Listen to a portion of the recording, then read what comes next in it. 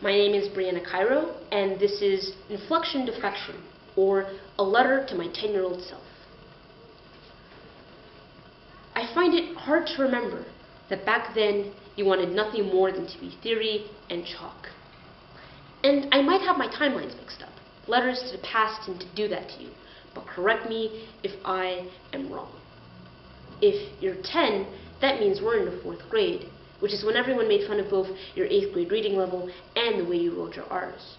You're too smart for ESL classes, but not smart enough to speak English right, apparently. We've always been stuck in the middle with that, haven't we? So it makes sense that once you found something, you ran with it, buried yourself in it, hid behind equations, and smashed yourself into a decimal point because no one laughs at a math equation without looking stupid. This letter is not going to tell you what happens with that. This letter is also not going to shame you for coping.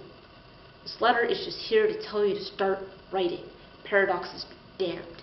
Because we didn't start writing, really writing, until we were 14.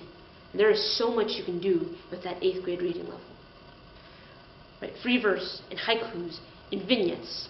Write your peers into the people they can be instead of the people they are, and then never show them. I want to hear about the few vacations Mom manages to afford, and I want to hear about every single thing about you that gets you hate. Do not raise your voice at the boys who taunt you, because you cry when you are angry. Instead, write a letter to the vice principal, and those same boys start to push you around. Do not let anyone tell you that you do not have a voice. When you feel the itch to share, save your sweetest poems for boys with kind eyes and soft smiles. When you need to vent, write impassioned arguments to girls who would nod in solidarity. Only share yourself with those who want to listen, and don't worry. We'll make friends someday. I promise. I think the reason I am writing this letter explains itself. I had to become you before I became me. Now, whoever I am, and there are days where we still do not know where we are going.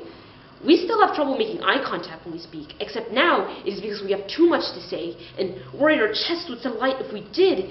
And there are nights where we lay in bed and cannot sleep, where we worry about things like identity, college, and what it means to pursue a dream, where we worry about things everyone says you're too young for. Some things do not change, and yet, you're worth more than just chalk and theory. Be ink and paper. Be blood and earth.